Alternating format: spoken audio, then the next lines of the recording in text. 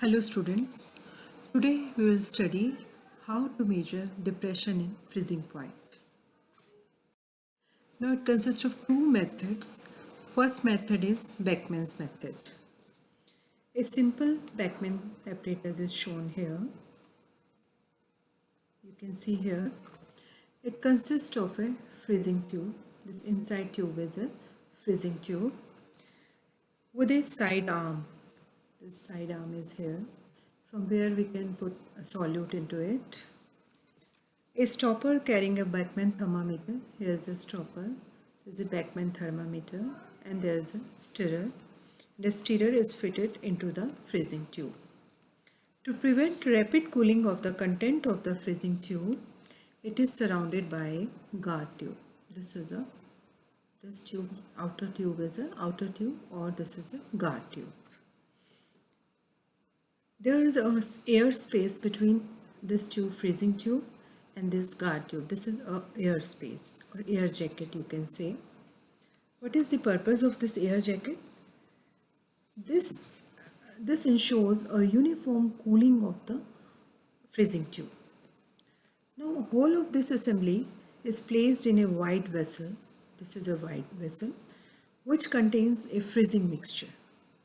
That freezing mixture may be ice and salt, but its temperature is less than 5 degrees centigrade, the freezing point of the solvent.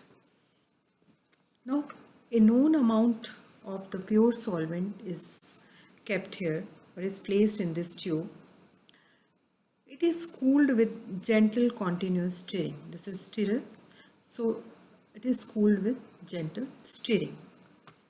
As a result of supercooling, the temperature of the solvent will fall by about 0.5 degrees centigrade below the freezing point.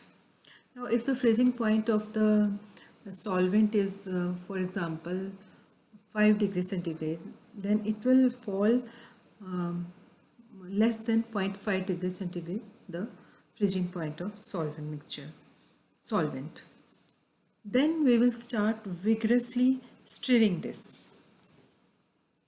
As a result of supercooling, the temperature of the solvent will fall by 0.5 degree below the freezing point, start separating, and the temperature rises rapidly to the freezing point.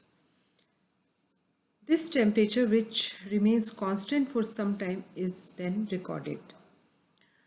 So when we do the vigorous stirring, then the temperature rises here. And at a certain temperature it becomes constant, and that constant temperature is the freezing point of the solvent. Now what we will do, we will note that temperature, and that is the freezing point of the solvent. You have noted. What we will do now, the tube is taken out. This tube will be taken out because there are freezed molecules of water. So we'll take it out and we'll melt the solid, and then we'll add solute into it, then as a form of solution, and then we again insert this tube into the outer tube, and the method will be again in that same manner. It is repeated, and that will be the solution's freezing point. Again we will do this cooling, and then note the temperature, and that will be the freezing point of the solution, and the difference between the two readings will give the freezing point depression. तो हिंदी में आपको बताती हूँ कि ये है tube, freezing tube है ये वाली. इसके अंदर बैकमैन थर्मामीटर लगा हुआ है और एक स्टिरर लगा हुआ है. अब इसको एक बाहर ये ट्यूब में रखते हैं, आउटर ट्यूब में, और इसके बीच में, दोनों के बीच में एयर है. एयर की वजह से इसमें कूलिंग जो है वो एक जैसी होती है. इसको एक फ्रीजिंग मिक्सचर में रखते हैं, हिम मिश्रण में, जिसका जो टेम्परेचर है, जो सॉल्वेंट का फ्रीजिंग पॉइंट है, उससे 5 डिग्री सेंटीग्रेड कम लेते हैं टेम्परेचर. ठीक, अब क्या होगा, धीरे धीरे हम इसको हिलाते रहेंगे. सॉल्वेंट लिया हमने कुछ मात्रा में, अब हम धीरे धीरे इसको हिलाते रहेंगे. तो सुपर कूलिंग होने से जो टेम्परेचर है वो कम चला जाएगा, और फिर हम इसको बहुत तेज़ी से हिलाएंगे मिक्सचर को, तो इसका टेम्परेचर बढ़ेगा और उसके बाद जाके कांस्टेंट होगा. तो हमें कांस्टेंट टेम्परेचर नोट करना है, और वो जो कांस्टेंट टेम्परेचर होगा वो होगा हिमांक या फ्रीजिंग पॉइंट विलायक या सॉल्वेंट का। अब क्या करेंगे, इस ट्यूब को हम, यहाँ पर जम गया पानी, इस ट्यूब को हम बाहर निकालेंगे, उसको गर्म करेंगे। गर्म करने से पानी अपनी लिक्विड फॉर्म में आ जाएगा। उसमें हम यहाँ से सॉल्यूट डालेंगे, उसको भी मेजर करके वेट अमाउंट डालेंगे। तो अब हमारे पास सॉल्यूशन आ गया। तो इस ट्यूब को हमने बाहर निकाला था, हम वापस इसमें रख देंगे, इस आउटर ट्यूब में रखेंगे, और अब फिर वापस से इसकी कूलिंग स्टार्ट करेंगे, इसको हिलाएंगे, और फिर उसके बाद फिर सुपर कूलिंग होगी। फिर इसको बहुत तेज़ी से हिलाएंगे तो एक टेम्परेचर बढ़ेगा और कांस्टेंट हो जाएगा। तो जो कांस्टेंट टेम्परेचर है वो होगा सॉल्यूशन का हिमांक या फ्रीजिंग पॉइंट। इन दोनों का जो डिफरेंस होगा वो होगा डिप्रेशन इन फ्रीजिंग पॉइंट। ये थर्मामीटर अलग से दिखाया है, ये एपरेटस रखा हुआ है। अब है हमारे पास रास या कैम्फर मेथड। अब ये मेथड रास ने दिया था, और ये बहुत ही इसकी इंटरेस्टिंग मेथड है, क्योंकि हम ये उनका मोलर मास निकालने के काम आता है, उन सॉल्यूट्स का जो कि कैम्फर में सॉल्युबल होते हैं। Ras devised an interesting method to determine the molar mass of solutes which are soluble in camphor.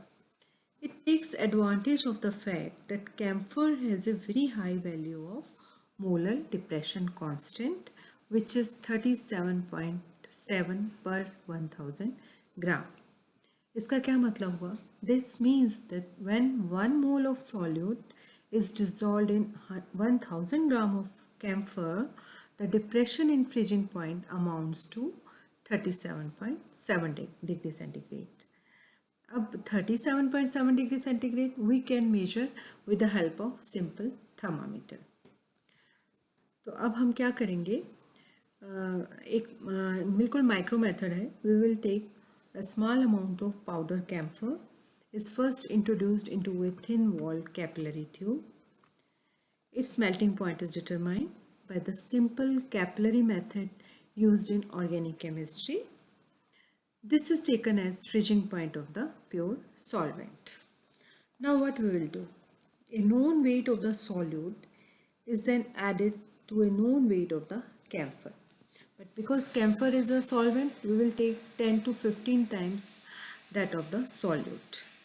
And the two are fused together to get an intimate mixture. After cooling, the solid mixture is powdered and a small amount is taken in a capillary tube. And again the temperature is determined, which is lowered in bath for determining the melting point. And this is the freezing point of the solution. The difference of the two is the freezing point depression. क्या कहेंगे कि camphor जो है, कपूर जो है, उसका molar depression constant KF की, जो हम KF की बात करते हैं फ्रीजिंग पॉइंट डिप्रेशन में, उसकी वैल्यू 37.7 होती है। इसका मतलब जब हम एक मोल किसी भी विले या सॉल्यूट का लेते हैं और उसको 1000 ग्राम कैम्फर में डिज़ोल्व करते हैं, तो जो डिप्रेशन इन फ्रीजिंग पॉइंट, जो फ्रीजिंग पॉइंट में कमी आती है, वो आती है 37.7 डिग्री सेंटीग्रेड। तो वो जो टेम्परेचर है वो हम एक ऑर्डिनरी थर्मामीटर से मेजर कर लेते हैं। तो अब क्या करेंगे, हमने लैब में निकाला हुआ है मेल्टिंग पॉइंट। ये देखिए, इसको हमने मेल्टिंग पॉइंट एपरेटस में भी रख देते हैं हम, और यहाँ हम ग्लिसरॉल लेकर या कोई और लिक्विड लेकर, ये थर्मामीटर है, ये कैपिलरी ट्यूब, हम इसको बांध देते हैं इसके साथ। दोनों मेथड से हमने मेल्टिंग पॉइंट निकाले हुए हैं लैब में, बस वही मेथड यूज़ करना है। पहले कैम्फर लेंगे, कैम्फर को बारीक पीस लेंगे, कैपिलरी ट्यूब में डालेंगे और उसका मेल्टिंग पॉइंट निकाल लेंगे। ठीक है, ये हो गया प्योर सॉल्वेंट का मेल्टिंग पॉइंट या फ्रीजिंग पॉइंट।